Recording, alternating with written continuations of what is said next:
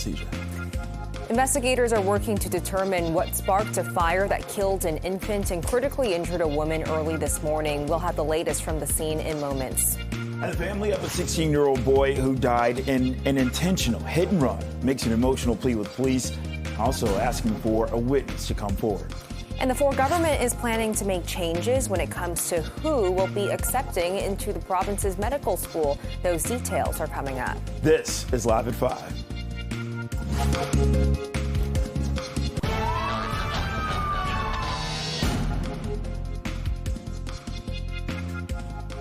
Good evening. I'm Bakari Savage. And I'm CJ Liu. Welcome to Live at 5. We are learning more about a fatal overnight fire. A baby did not survive and a woman has critical injuries. Right now, let's go live to CP24's Melissa Duggan, who's at the scene. This is near Trethewey and Eglinton. Melissa. Yeah, that's right, Bakari. And emergency crews are still here on the scene. We knew that fire crews would be putting out hotspots throughout the day. Again, I'm at a home just off of Eglinton on Trethewey, and this is where fire crews found a burning building with a woman and baby inside just after 1 a.m. this morning. The fire concentrated to the back of this home, also a deck area. A smoke could be seen billowing from the rooftop, and fire crews attacking it from the back and from the top. They located this woman and a baby inside, pulled them out of this burning building, rushing them to hospital. The woman there in critical condition, but tragically, the baby pronounced dead. There were also 4 other people believed to be occupants of the home. They were already outside of the home when first responders arrived here. No other serious injuries to tell you about, but certainly a real challenge for firefighters here who were met with heavy heat and flames when they arrived. Here is Toronto's Deputy Fire Chief telling us more. Our crews immediately removed the infant and the female, transferred to the care of Toronto Paramedic Services, where life-saving measures were immediately initiated, and then they were both transported to the hospital. On behalf of all the women and men of Toronto Fire Service, I want to extend our deepest condolences to all of those that have been impacted by this extremely tragic fire, especially involving a young child. Because I live right here in the corner in the little building there. I heard the fire trucks coming. Then I came outside, and there was only 2 trucks here when I first came out. The flames were shooting away out past the roof, and then they were working on a girl on the sidewalk.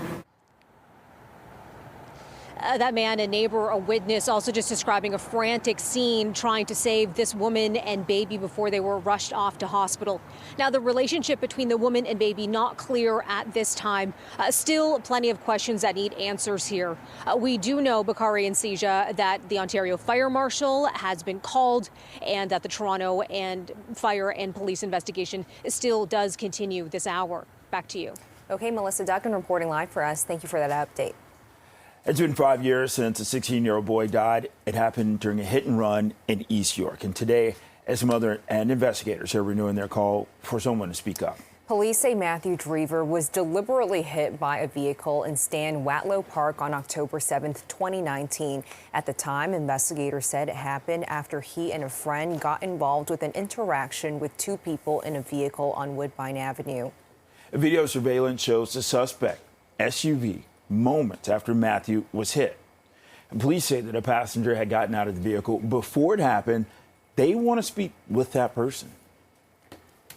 I want that individual who had exited the vehicle. I know that he exited the vehicle. So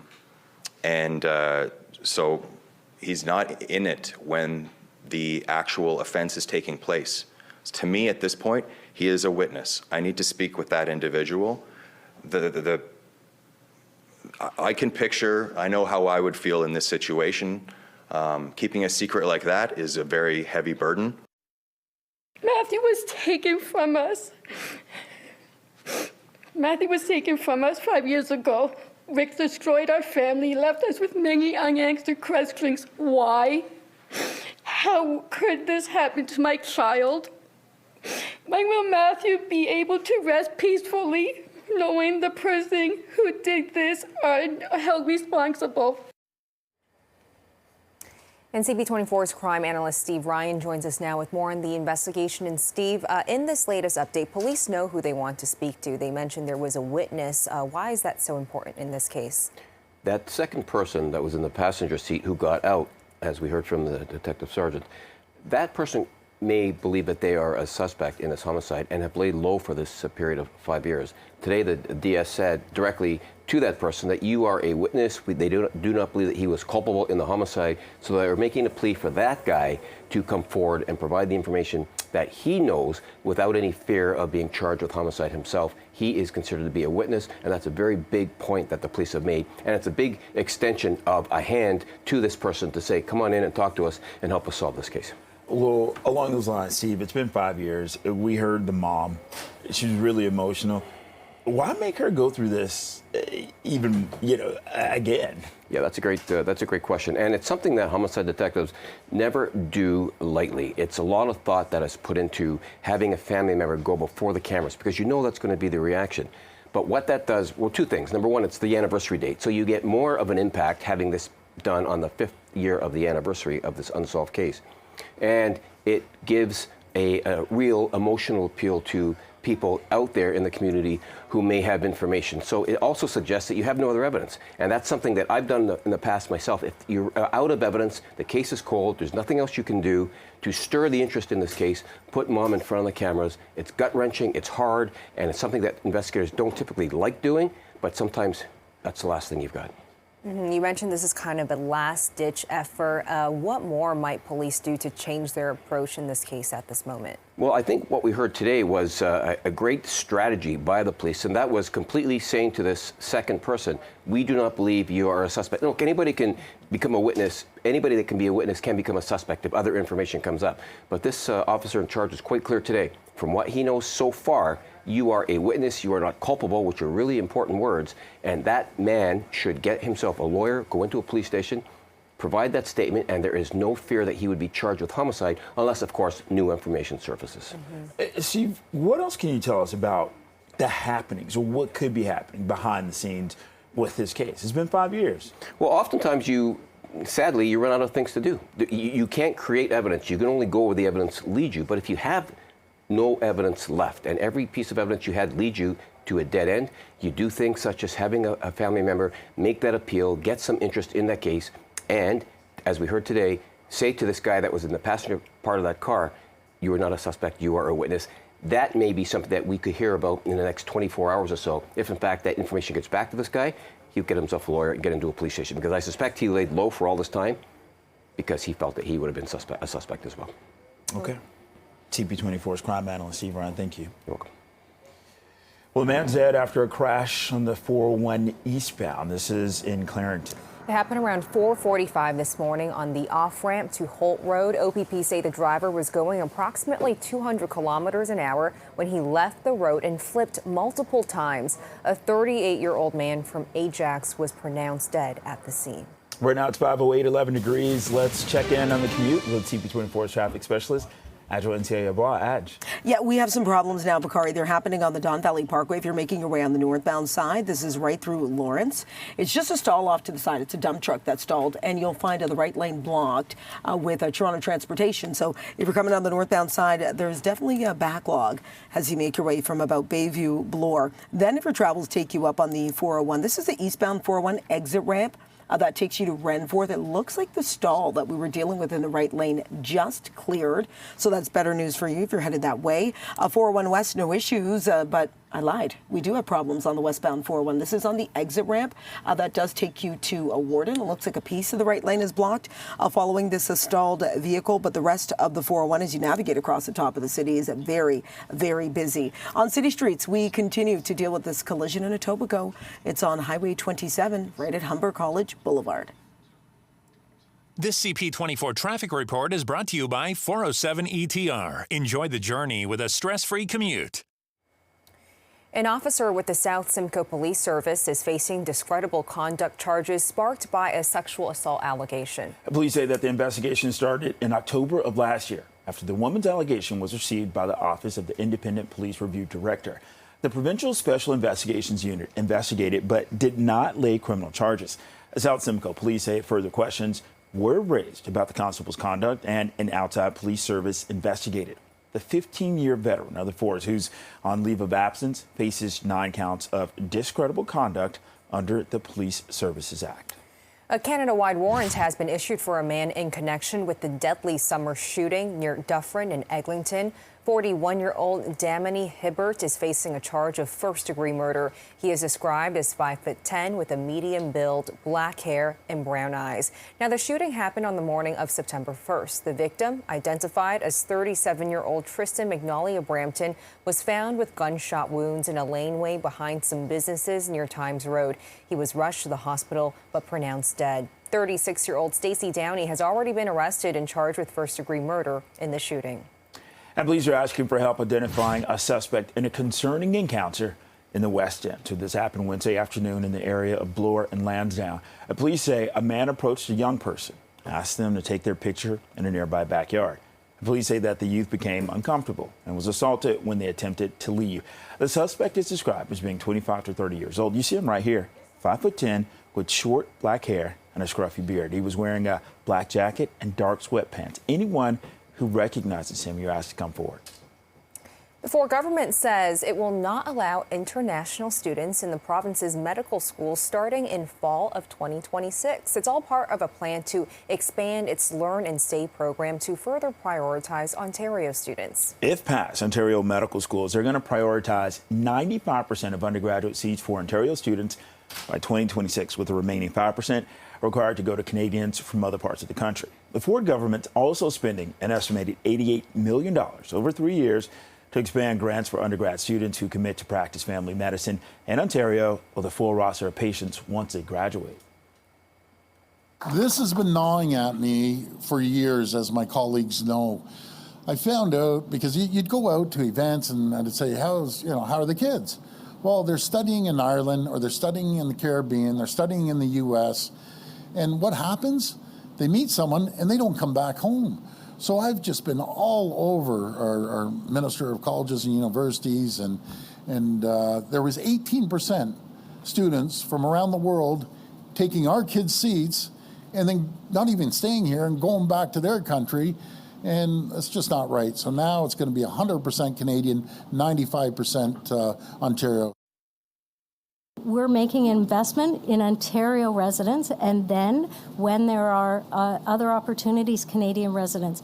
We know through our data that when students train, practice, and learn in the province of Ontario, they stay. Northern Ontario School of Medicine, we see through their data that when you train in Northern Ontario, you have a much higher chance and percentage who continue to practice in the North. So we want to bring that talent back to Ontario, and we're doing that by an investment today that says Ontario students need to come first.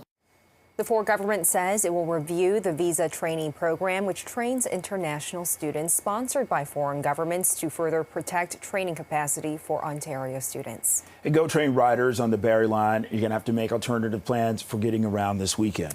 GO Train service will be halted along the Barrie Line this weekend to allow for construction. Starting tonight at 10 o'clock, buses will run between Barrie Bus Terminal and Highway 407, serving all stops except for Downsview Park Station. And part of Bloor-Danforth subway line is going to be entirely shut down this weekend. There will be no trains on Line 2 between Victoria Park and Kennedy stations tomorrow and Sunday. The closures, which planned track work, and shuttle buses will operate. Regular service will resume Monday by 6 o'clock in the morning. And also, the TTC is getting rid of some older forms of payment. New Year's Eve, that's the last day that tokens, tickets, and day passes will be accepted as payment. They stopped being sold in 2019. The TTC says that fewer than 1% of customers pay with these legacy fares. So starting in the new year, only fares paid by cash, Presto, debit, or credit will be accepted.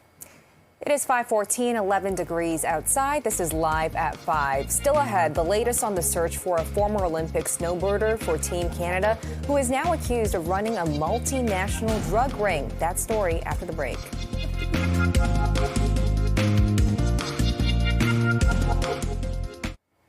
Well, new details have emerged as the search continues for Ryan Wetton. That's the former Canadian Olympian for allegedly running a drug trafficking organization. CTV's Mike Walker has the latest details. As authorities continue to search for former Canadian Olympian and fugitive Ryan Wedding, new court documents filed in Ontario reveal U.S. authorities knew exactly where he was earlier this year. The FBI alleges Wedding is the leader of a criminal group running a transnational drug trafficking operation. According to a statement of facts, a cooperating witness who had trafficked drugs with Wedding for more than a decade agreed to assist U.S. authorities with their investigation into drug trafficking. The facts reveal that in January, the cooperating witness met in person with Wedding and his second-in-command, Andrew Clark, in Mexico City to arrange for the transportation of cocaine. The documents also reveal the witness had communicated with other group members between February and April, allegedly about transporting large quantities of cocaine. Earlier this month, authorities announced the indictment of Wedding and 15 others as part of a multinational criminal enterprise for smuggling cocaine into Canada from Colombia through Mexico. 4 suspects were arrested in Ontario. He chose to become a major drug trafficker, and he chose to become a killer. Investigators allege Wedding orchestrated a number of murders in Ontario, including one that resulted in the deaths of 2 innocent people. Jagtar Singh Sandhu and Harbhajan Kaur Sandhu in Caledon. The OPP have said they believe the shooting was a case of mistaken identity. Investigators have said they don't know Wedding's whereabouts. The FBI is offering up to $50,000 for information on the wanted fugitive. Mike Walker, CTV News. And Mike will have more on this story coming up on CTV Toronto at 6. Well, a woman was fatally stabbed. This happened in Ottawa's South End in what police are calling a case of femicide. A Montreal man has been charged with first-degree murder in the stabbing at Paul Landry Park yesterday morning. 2 children were taken to the hospital as a precaution, but they weren't hurt. Investigators say the accused is in a domestic relationship with a member of the victim's family. In a statement, police define femicide as the killing of women and girls because of their gender, often driven by stereotyped gender roles, discrimination towards women and girls, or unequal power relations between men and women. And the results of BC's extremely close election, they're not going to be official until Sunday or Monday. The provincial election in BC was last Saturday. Election officials say it had 65,000 mail-in and absentee ballots to count, and also recounts in 3 ridings. 2 of those are because of how tight the races were, and the other is for possible count error. Right now, 11 ridings are considered too close to call. The NDP have been declared winners in 40 ridings and are leading in 6. The Conservatives have also won 40 and lead in 5. 47 seats are needed for a majority government. It's 5:19, 11 degrees. This is Live at 5. Coming up, more on the federal government's plan to significantly cut immigration targets. We'll hear directly from the minister in charge of this file.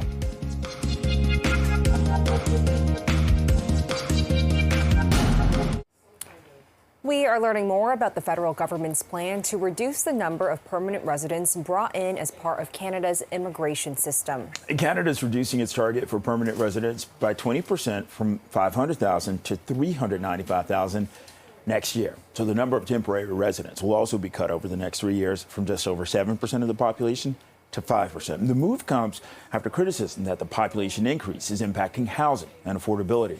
Immigration Minister Mark Miller joined us live earlier today and said that the changes come as the country's needs have changed.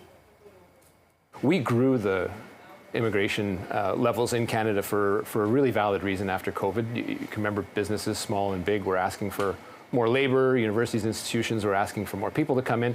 So we did this for a reason, and it kept us out of a recession. I wouldn't spit on that, but those things have come with a conundrum and an impact on affordability. I don't think we should exaggerate and put all on the backs of immigrants. But Canadians have been telling us for some time, economists have been telling us, provinces have been telling us that we need to adjust. And I think the plan that we did yesterday, which is a significant reduction, I won't underplay it, but it is something that is reasonable and a plan that provides for controlled, managed growth over the next 3 years. And I think that's what Canadians expect us to do. Prime Minister Justin Trudeau admitted yesterday that after the pandemic, the government didn't get the balance right in terms of immigration. And Miller also touched on the group of MPs who are asking the Prime Minister to step down and the fact that he called it garbage.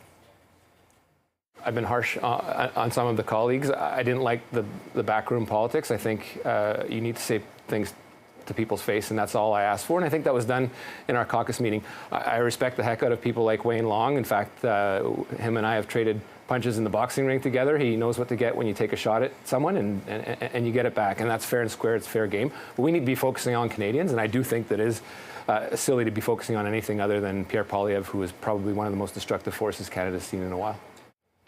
Ottawa will allow Canada Post to store and transport guns as part of their planned gun buyback program. The order allows for restricted assault-style firearms to be removed from safes, transported, and ultimately destroyed. First, the government will buy restricted firearms from retail stores and have them destroyed before a buyback for people who own restricted weapons begins next year. More than 1,500 models of firearms were restricted in May of 2020 after a mass shooting in Nova Scotia. Right now it's 5:24, 11 degrees. This is Live at 5. If you thought we had sweltering summer heat, you would be correct. We'll have more on the science behind the heat just ahead. Stay with us.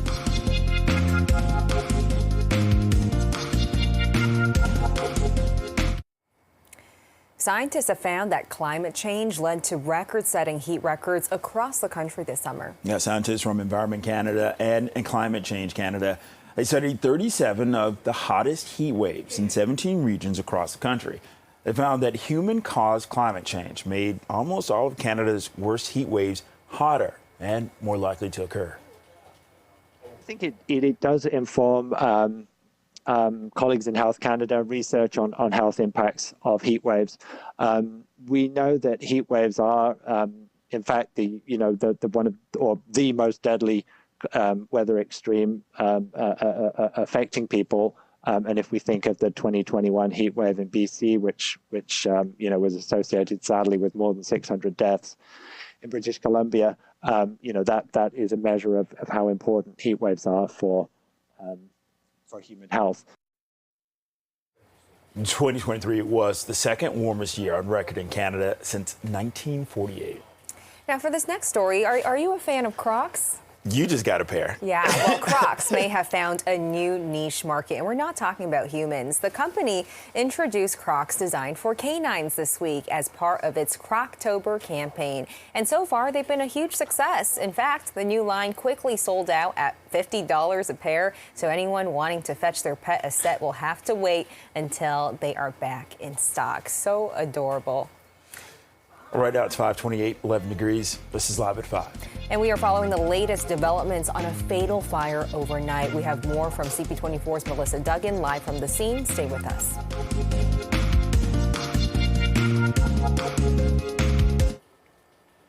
Investigators are working to determine what sparked a fire. It killed an infant and critically injured a woman. It happened early this morning. The latest from the scene in moments. The family of a 16-year-old boy who died in an intentional hit and run makes an emotional appeal, with police also asking for a witness to come forward. And the Toronto Raptors back in action tonight right here at home. The team hoping to bounce back after a tough season opener on Wednesday. This is Live at 5.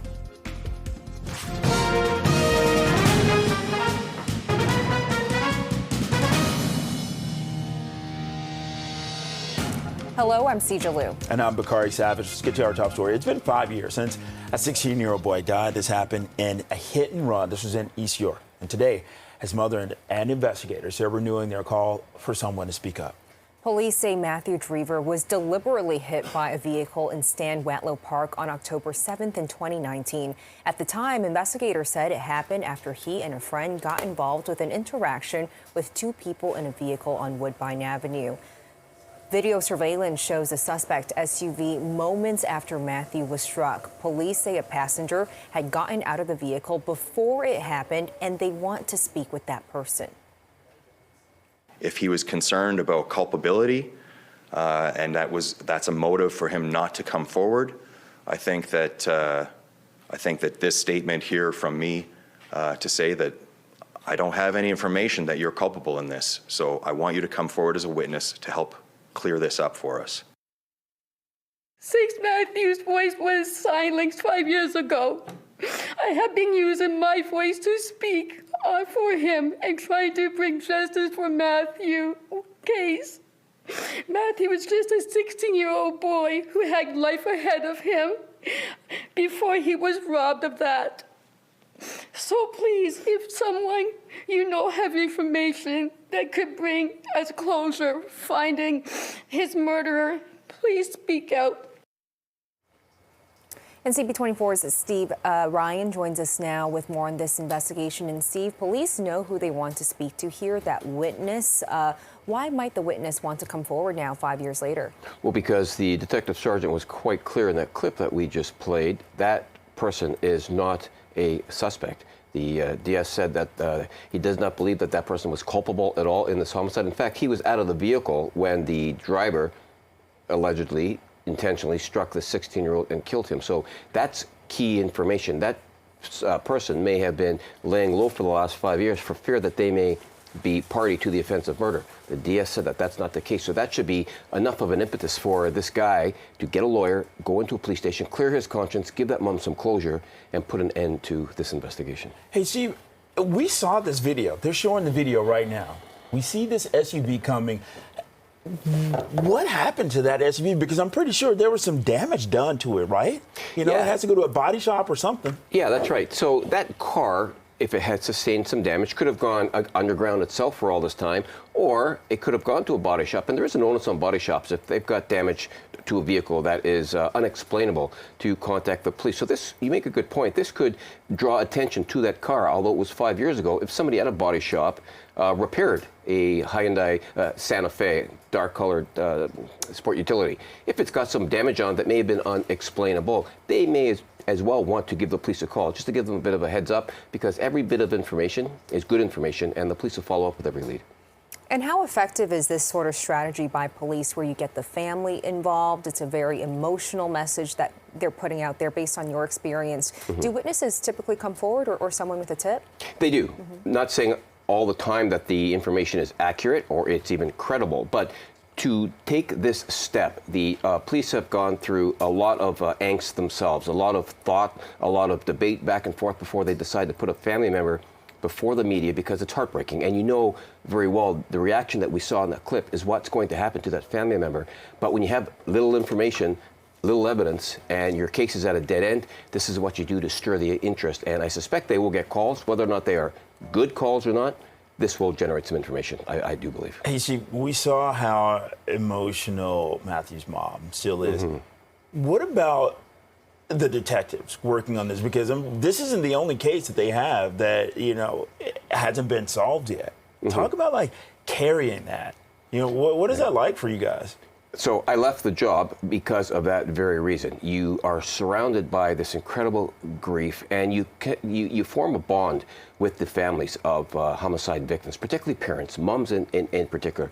And you never let that go, because you know that child in death like nobody else did. So that bond remains forever. And you can see it in the Detective Sergeant's mannerisms today. He feels that as well, because he's got a grieving mom there. He and his team want to help her, but they can't create magic. They need hard evidence to work with, and this is why you put mom before the cameras, hope that her heartfelt appeal is going to generate that interest. But that bond between a homicide investigator and that family, it never goes away. Steve, thanks so much. We appreciate your analysis on this case. Of course. Thank you. Thanks, Steve. We're learning more about a fatal overnight fire. A baby did not survive. A woman has life-threatening injuries. Let's go live to CP24's Melissa Duggan, who is at the scene near Chethui and Eglinton. Hi, Melissa. Hi there, CJ. Yeah, so still an active scene behind me here. I've been watching as firefighters and police have been going inside the house and leaving. Of course, this is where emergency crews were called around 1 a.m. this morning. They arrived to find an active fire at this home, concentrated to the back of the building and also a deck area there. We know that there were fire crews on top of the house as well in their fight against this fire. Inside this home is where they found a woman and a baby. Both were rushed to hospital. Tragically, the baby pronounced dead. The woman is in critical condition. We heard from a witness, a man who lives nearby, just talking about the heartbreaking scene that he came on as crews were fighting this fire. Have a listen. She looked real bad shape. Yeah, they were about 10, 15 minutes over there working on her, and then they put her on the stretcher and did emergency around with the ambulance and the police. No word yet on what might have sparked this fire. We've been hearing from fire officials today just saying it's far too early in their investigation to pinpoint that at this time. The investigation is ongoing here, but we did hear from Toronto Fire's Deputy Chief Jim Jessup. He describes what his crews came upon as they were battling the blaze. Have a listen. Our crews were met with heavy heat and flame at the rear of the structure. Our crews made immediate entry to conduct our primary search. During our primary search, we rescued both an infant and a young female. I was informed a number of hours ago the infant has been pronounced deceased, and the young woman is still in critical condition in hospital receiving excellent medical care. Such a tragic outcome here. It's not clear, we should mention, what the relationship is between this woman and the baby. Something else to note, no other buildings surrounding this home. They were not damaged in this fire. And again, the investigation does continue. The Ontario Fire Marshal has been called. Toronto Fire Police, as we can see behind me, they are still on the scene as part of this investigation to find out what happened here. And something else to mention here, Bakari and Seja, there were 4 other occupants believed to be inside the home at the time. When fire crews arrived, they were already outside of the home. So that's the latest we're learning here on the scene. Back to you. Okay, thankfully they were able to make it out okay. We appreciate the update, Melissa. Right now it's 5:38, 11 degrees. Let's get a check on the 5 o'clock commute with CP24 traffic specialist Adjoa Nsia. It was raining earlier. The streets are still a little bit wet. Did it cause any trouble out there? It did cause a situation, Bakari and CJ. I was watching a situation. It was happening on the northbound lanes of the 410. This was just north of Steeles. It was a collision. It was in the center lane. I was actually going to mention it, but good news for commuters heading into Brampton. That problem did all clear. There's still a little bit of a slowdown, obviously, because of those problems, which just cleared seconds ago. Problems impacting the drive, not a collision, but a stalled truck on the westbound lanes of the 401. It's in the collectors. This is through Mississauga Road. Find that right lane occupied. And if you're traveling towards the Gardiner, it's busier on the eastbound side heading into downtown. Still some delays as you make your way out. There's a Raptors game tonight, so that is adding to your slow drive. On city streets, a collision in North York on Yonge, north of Shepherd. I'll send it back to you both. Okay, thanks so much, Adjoa. Welcome. Now, speaking of traffic, there were more questions for Premier Doug Ford today about efforts to ease congestion on GTA highways. Ford was asked about covering the cost of tolls on the 407 in order to ease pressure on the 401. He says that the 407 can't solve all the problems because it's forecast to reach capacity in 20 to 25 years. I've requested our Minister of Transportation look into that. Let's drop the tolls, what we own. On the other part of the 407, we'll sit down and speak to the owners. But I've said this, the worst thing a government did was sell the 407 for $2.5 billion or thereabouts. And now it's worth $35 billion. The province owns the eastern section of the 407 between Brock Road and Pickering and Highway 315, 115 in Clarington. And the federal government and City of Toronto, they've teamed up to prevent the closure of 2 low-income seniors' residences near Dufferin and Eglinton. So officials made the roughly $54 million announcement for St. Hilda's Towers this afternoon. Rehabilitation of the 2 St. Hilda Towers has helped to save this affordable seniors housing complex from closing and has renewed the facility to meet the modern standards while maintaining affordability. And we definitely could not have done this without the support of our partners, St. Hilda's, and all levels of government. And I really I always love hearing about history. It's nice to know that at the very core of this community, there's a real spirit of helping our most vulnerable and to me, as importantly, of building community and strengthening community. And I really feel it very strongly here today. When finished, the facility will provide supportive care services and incorporate practices to address challenges like disability, poor health, and language barriers. It's 5:41, 11 degrees. This is Live at 5. Still ahead, the Toronto Raptors will be trying again for their first win of the season. We'll tee up tonight's game against the 76ers after the break.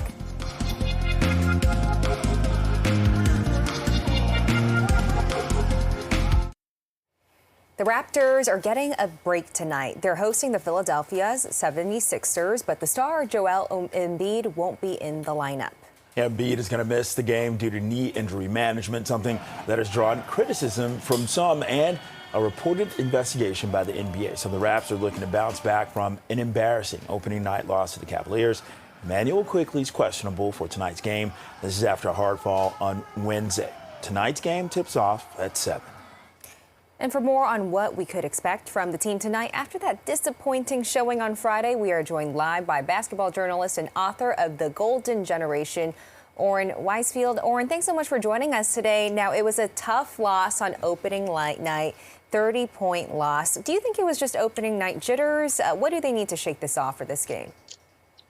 I wish I could say it was just opening night jitters. I think it's a more structural problem, which is just that the Raptors have a lot of injuries right now, and it was already a thin team coming into the year. It's a young team, an inexperienced team, and to on top of that pile on injuries to guys like Emmanuel Quickly, RJ Barrett, Kelly Olynyk, Bruce Brown. These are 4 of the guys that would have been in the rotation.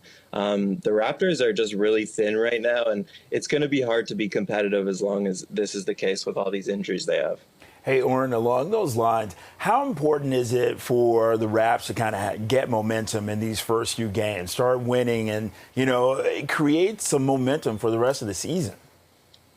It would be nice. I think it would also be nice for the fans at Scotiabank Arena, who are paying good prices for these games. You don't want to get blown out by 30 on opening night. That was a record for them in a home opener. So you obviously want to be competitive, and I think that's at least what you're looking for. You don't necessarily expect to beat teams like Cleveland, who's a really good team, or Philadelphia, who's really good, although they're also dealing with injuries like you mentioned. But you expect the Raptors to at least play really hard, be really competitive, have a good process, and kind of let things shake out from there.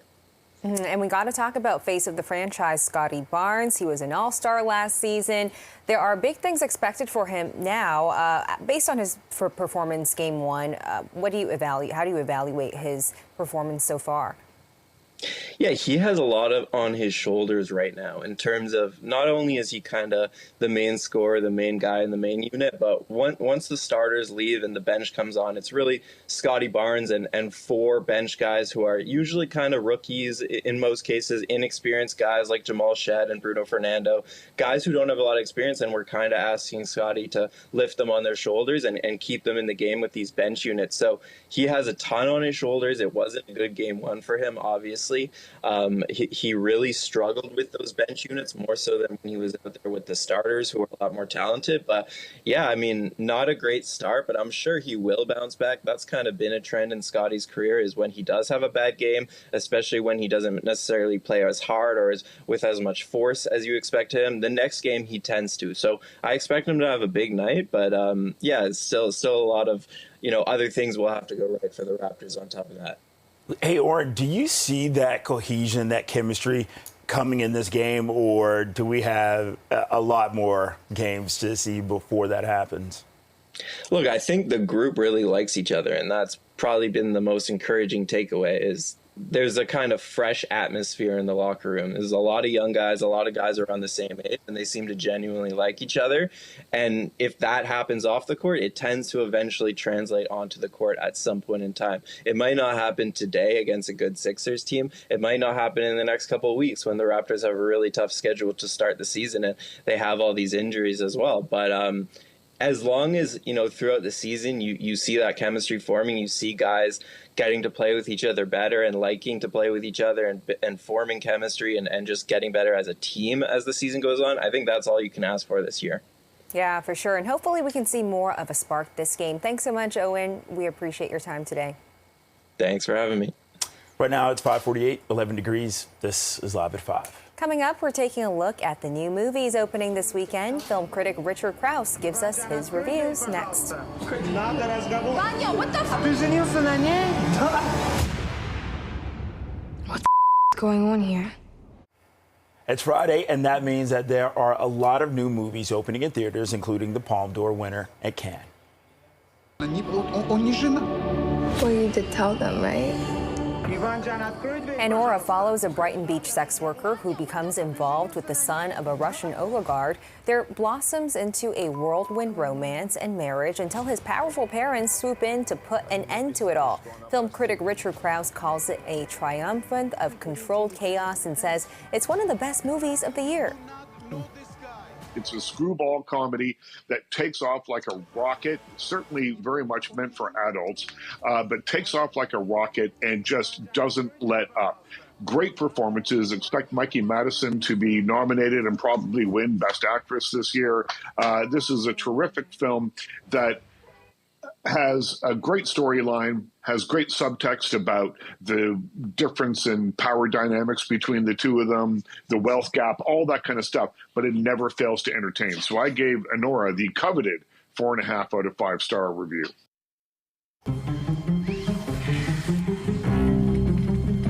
What happened? They say a heart attack. Ralph Fiennes stars in Conclave. It's a new drama now playing in theaters.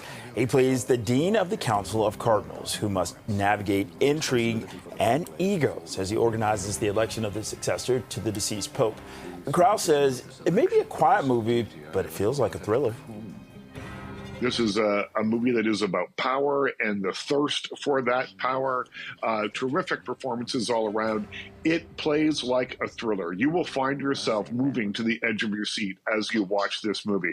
Really good stuff. Again, I think this is Oscar bait.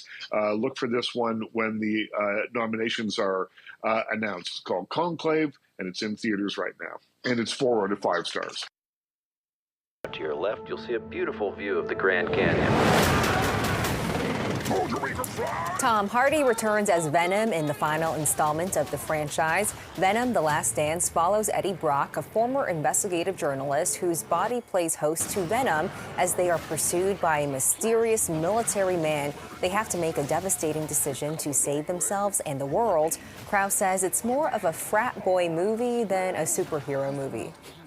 It isn't really about the action. It's not really about the beings from outer space. This is about an interspecies bromance between Tom Hardy and Venom. And when you see the movie, you'll come to realize that because the special effects are a little bit generic, it is all about their relationship. And that's what makes this movie fun. It's good, not great. I gave it 2.5 out of 5 stars. Called Venom: The Last Dance, and it's in theaters right now. Farmers. Hey, Big City Princess, just checking in on you. You gotta come home. The revenge thriller Seeds follows Ziggy, a Toronto bike courier and Mohawk brand ambassador for Nature's Oath Seed Corporation, who's trying to make it as an influencer. She's called back to her reservation to look after her aunt's house and finds herself in a battle to protect her family's legacy. Krause calls it a tense thriller that delivers its message with plenty of humor and some gore. This starts off kind of light, kind of fluffy, and then gets darker and darker and darker as the movie goes on. I wish it had gone a bit more hardcore when we get to the real revenge aspect of this story. But nonetheless, if you like revenge movies, it does a nice job of setting that up, and it's really cool to see the Indigenous culture and the Indigenous legacy woven through this story. I gave it 3 out of 5 stars. It's called Seeds, and it's in theaters right now. Since I was 16, playing live. Road Diary, Bruce Springsteen and the E Street Band is a brand new documentary that celebrates 50 years of music and live shows. Richard Krause says while it's partly about nostalgia, it's also about friendship, age, and mortality, and offers a glimpse into what makes Springsteen tick. He gives it 4 stars, and you can now watch it on Disney+. All right, Tom Holland will swing his way back to theaters for Spider-Man 4. Can we confirm this tonight? It's happening. Holland confirmed the news during an appearance on The Tonight Show starring Jimmy Fallon earlier this week, saying filming for the movie will begin next summer. Sony Pictures says the movie is scheduled to hit the theaters in July of 2026. It's 5:58, 11 degrees. This is Live at 5. Coming up, your first look at the new snow leopards ahead of their big debut at Toronto Zoo. Those details just ahead.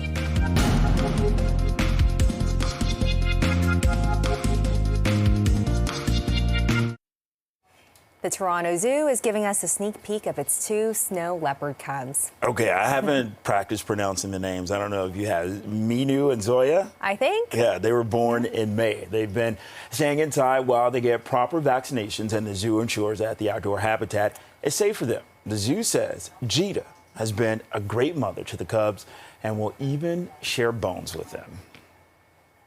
Snow leopards are part of the Species Survival Plan, SSP for short. So basically, we are looking at the different genetics of all of our snow leopards, decide who should breed with whom, and then our male, actually, Pemba, he's the second most valuable snow leopard in North America. So we were super happy that he bred with Gita, and we've got our 2 little girls as a result. Minu and Zoya will be on display to the public from 10 a.m. to 2 p.m. both on Saturday and Sunday. And if they need a foster mom, I'm volunteering for the time being. It's 5:59, 11 degrees. This is Toronto's breaking news, CP24. From all of us here, thanks for watching. CTV News at 6 is next.